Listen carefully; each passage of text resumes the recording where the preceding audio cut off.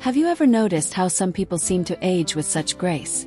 Still smiling, still moving, still full of life well into their 90s, even past 100? Maybe you've seen someone on the news celebrating their 105th birthday, blowing out candles with more energy than folks half their age. And you think to yourself, how do they do it? Well, today I want to take you on a little journey. Not across time, but across the ocean to a small island in Japan called Okinawa. This place isn't just beautiful with its blue skies and quiet villages. It's famous for something extraordinary.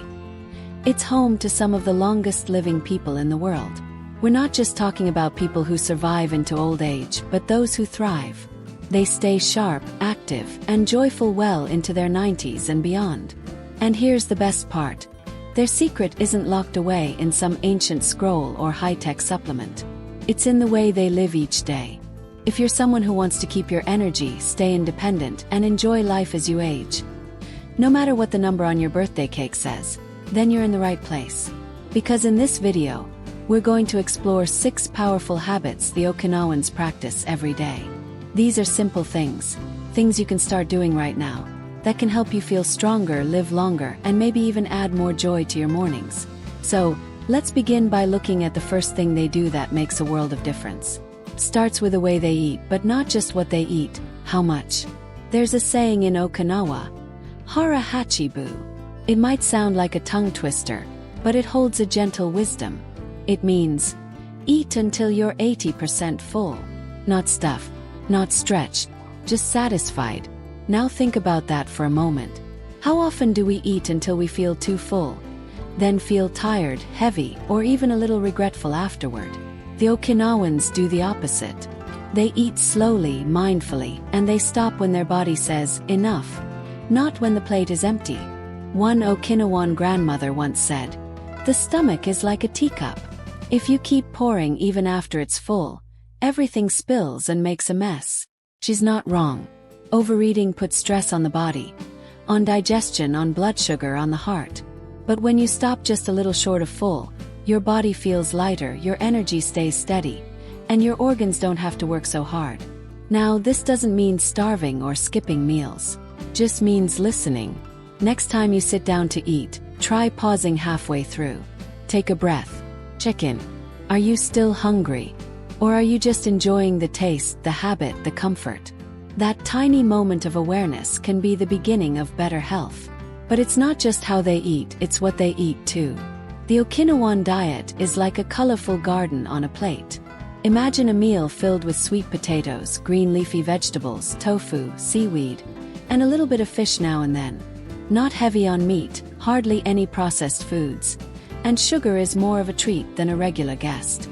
You might be surprised to hear this, but the purple sweet potato is practically a superhero in Okinawan kitchens. It's rich in antioxidants, those tiny warriors that fight off aging and disease, and it's a staple on their tables. They also enjoy miso soup, turmeric tea, bitter melon, and other foods that help reduce inflammation and protect the heart. But here's the beautiful part. It's not a diet in the way we think of it. They're not counting calories or stressing over carbs. They simply eat what grows around them, what's fresh, and what makes them feel good. Food for them isn't just fuel. It's part of life. Meals are enjoyed slowly, often with family or friends, and that sense of connection adds just as much nourishment as the vegetables on their plate. Maybe you're thinking, but I'm not in Japan. I can't find purple potatoes or seaweed at my local store. That's okay. The idea isn't to copy them exactly. It's to learn from their approach. You can take the heart of the Okinawan way and apply it right where you are. Choose more vegetables. Add some beans, tofu, or fish to your meals. Cut back on heavy meats or sugary snacks when you can. And most importantly, slow down. Eat with joy, not just out of habit. Now, while we're on the topic of daily habits, there's one more thing Okinawans do every day that makes a huge difference. And it's something we often overlook, especially as we get older. They move. Not at the gym. Not on treadmills. But in their gardens, in their homes, on their feet. They don't schedule exercise, they live it. They walk to visit friends. They kneel to tend vegetables. They sweep their yards and stretch their bodies without even thinking of it as a workout. The beauty is, these movements are gentle, but they're consistent, and that's the key. Moving a little every day keeps their joints flexible, their balance sharp, and their hearts strong. You don't need to run marathons to stay healthy after 60. You just need to keep your body in motion. Take a morning walk, dance in your kitchen, stretch while watching TV. Even small movements can have a big impact, especially when they become part of your daily rhythm. One Okinawan elder, who was 97 at the time, laughed when someone asked her secret to longevity.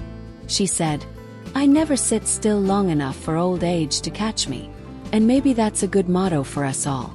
Now that we've explored how Okinawans eat and move each day, there's still more to uncover about their way of life. Things that go beyond food and fitness, and speak to the heart of what it means to live fully at any age.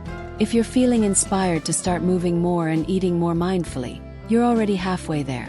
But here's the truth that often gets overlooked.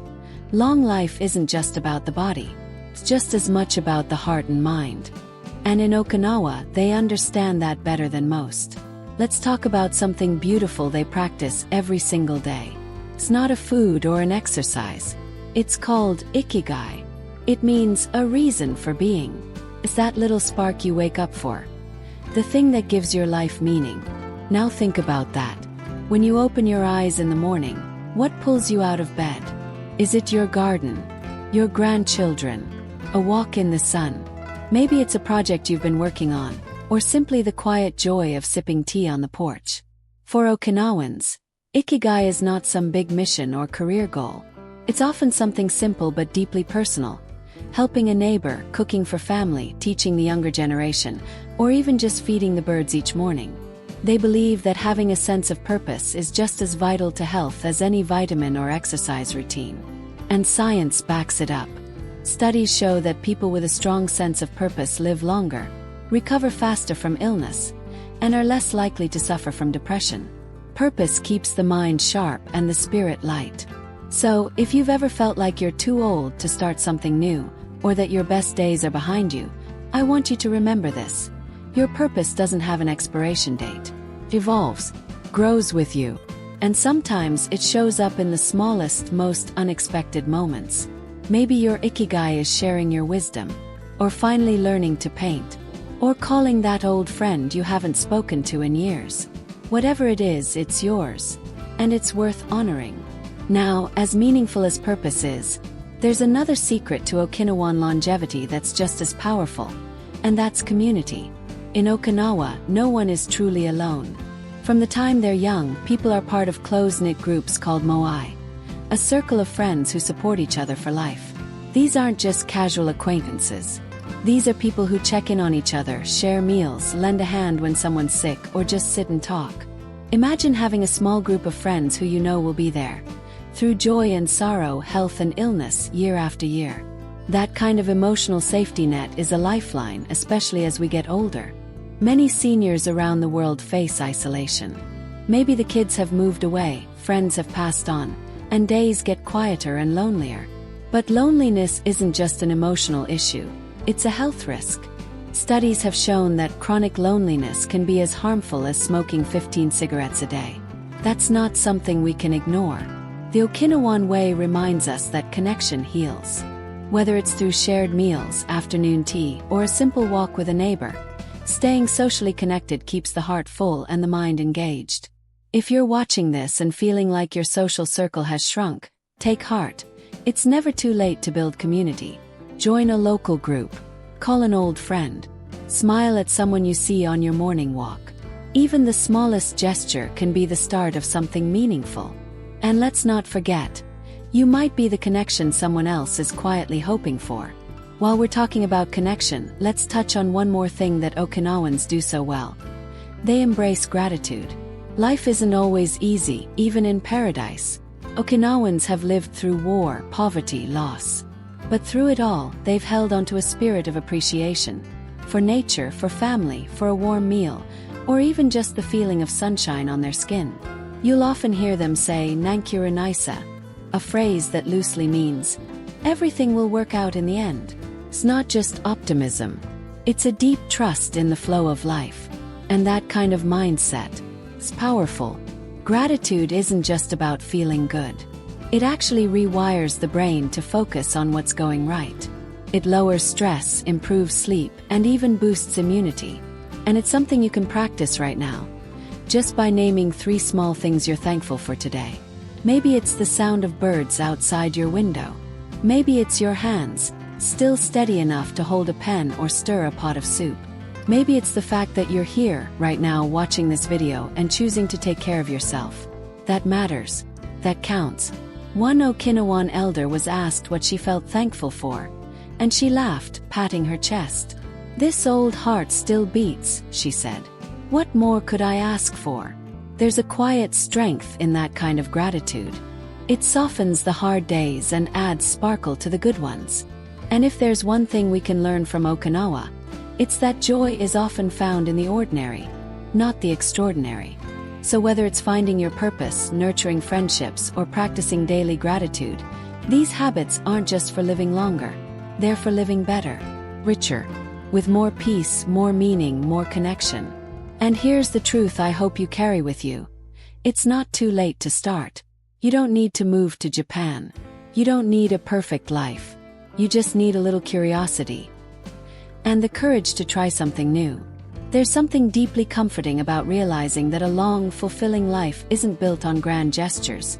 It's made up of small, everyday choices.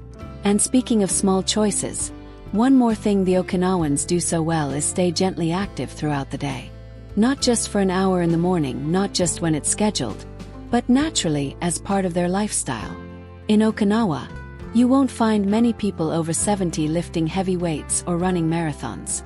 What you will find is people in their 80s and 90s tending to their gardens, walking to the local market, sweeping their porches, kneeling and rising from the floor several times a day.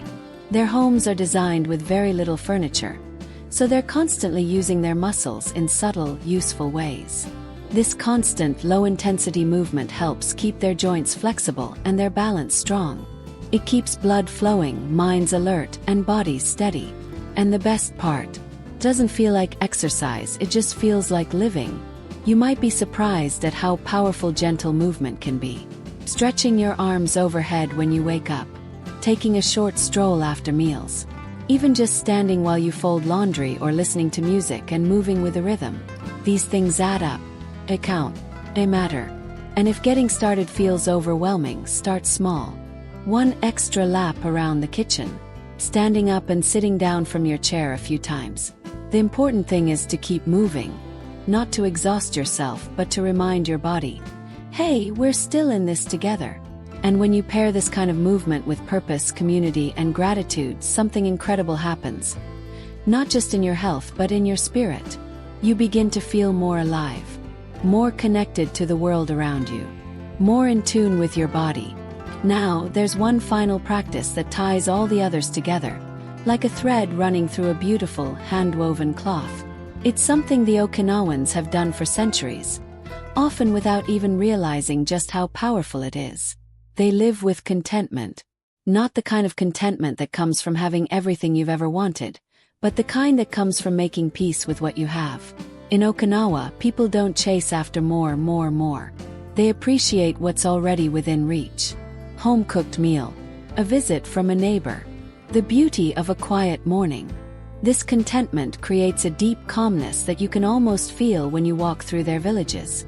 There's no rush, no pressure to compete, no obsession with youth. Aging isn't feared, it's respected. Wrinkles are a badge of honor, a sign that you've lived, loved, and made it through. When was the last time you paused just to breathe and notice something good around you? Not for anyone else, just for you. That moment, that breath, is part of the Okinawan secret. Because when you stop measuring your life by what you used to be able to do, and start embracing what you still can do, you give yourself something priceless. You give yourself peace. And peace is what lets the body heal, the heart open, and the mind rest. So, let's take a moment and think about everything we've touched on together.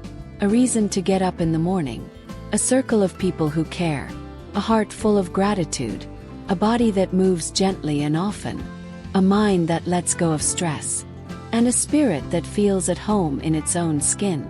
These aren't secrets locked away on a remote island. These are practices we can bring into our lives right now, today, right where we are. No matter your age, no matter your history, you are still becoming.